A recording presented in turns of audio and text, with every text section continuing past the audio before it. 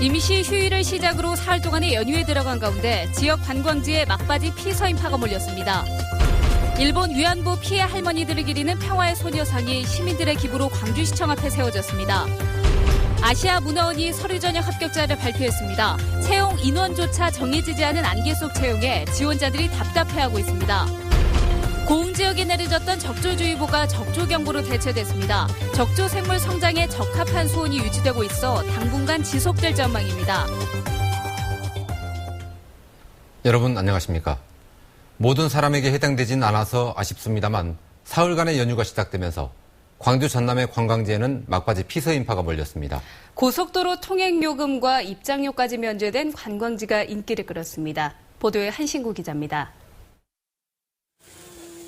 시원한 분수 물줄기에 시간 가는 줄 모르고 대나무 숲길을 천천히 걷다 보면 무더위도 어느새 저만치 사라집니다. 오늘 임시휴일을 포함해 모레까지 사흘간의 연휴에다 막바지 더위. 중로공과 소세원, 순천만 정원 등 광주 전남 주요 관광지에 나들이객들이 몰렸습니다. 오늘 하루만은 이용요금도 없고 고속도로 통행료까지 면제돼 내친 김에 짬을 내서 멀리까지 관광을 왔습니다. 대구에서 내일로로 여기 놀러 왔었는데 오니까 무료 개방도 되어 있고 되게 향도 좋고 바람도 많이 불어서 시원하고 되게 즐거운 것 같아요. 내일까지 무료로 이용 가능한 광주과학관에도 자녀들 손을 잡은 가족도 아닌 인파가 몰렸습니다. 동심을 자극하는 형형색색의 체험시설에다가 더위도 피할 수 있어서 일석이조입니다. 집에만 있는 것보다는 시원하기도 하고 볼거리도 많고 즐길 거리도 많고 더군다나 오늘은 무료라서 더 좋네요. 사흘 연휴에다 통행료까지 면제된 고속도로는 관광지나 피서지로 떠나는 차량들로 구간에 따라 일부 정체를 빚는 등 명절 뒤끝만큼이라 통행량이 많았습니다. 그러나 통행료를 종전대로 받은 광주 제2순환도로에서는 일부 이용객들이 징수 사실을 몰라 가벼운 실랑이가 벌어지기도 했습니다.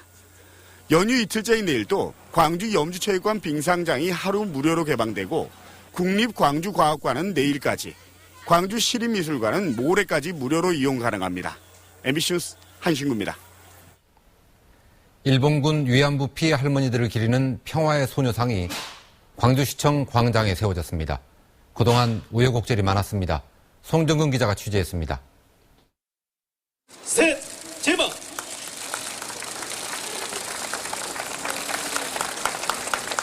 하얀 천을 걷어낸 자리에 한 소녀가 서 있습니다.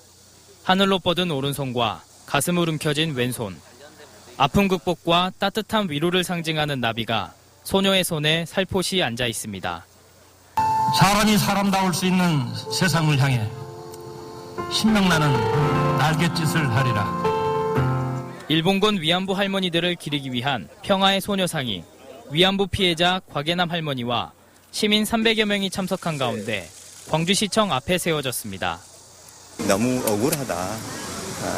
그러나 용서를 자기는 하고 싶다. 그러는데 잊지는 말아줬으면 좋겠다. 평화의 소녀상 건립은 한 봉사단체 청년들로부터 시작됐지만 소녀상이 만들어지기까지의 과정은 건립 장소 문제 등 순탄치 않았습니다. 그렇지만 2천여 명의 시민이 보내준 4,200만 원의 성금과 한 조각가의 재능 기부로 광주에서도 평화의 소녀상이 세워지게 됐습니다. 조금 더 젊은 층들에게 역사 문제 많이 관심도 갖고 이제 또 이곳에 이제 초등학생이나 중학생들이 이제 단순히 교과서로만 보던 그런 문제가 아니라 실제로 이제 할머니들 아픔을 기억하고 우여곡절 끝에 평화의 소녀상이 건립되면서 광주시청 앞 광장이 광주정신과 함께 평화의 공간으로 자리매김할 수 있을지 기대가 모아지고 있습니다. MBC 뉴스 송정근입니다. 일본 대사관 앞에서 열린 위안부 문제 해결을 위한 수요 집회 도중에 분신을 시도했던 최연열 씨의 자필 문서가 공개됐습니다. 7천만 동포에게 고함이라는 8장 분량의 문서에서 최 씨는 일본이 아직도 과거를 뉘우치지 않고 있고 정부의 반응도 없어서 안타깝다며 위안부 피해자들을 대신해서 자신이 뛰어들겠다는 절절한 심정을 표현했습니다. 전신에 화상을 입은 최 씨가 오늘 수술을 받은 가운데 시민단체 등은 최 씨의 뜻을 알리기로 하는 한편 치료비 모금 활동을 시작했습니다.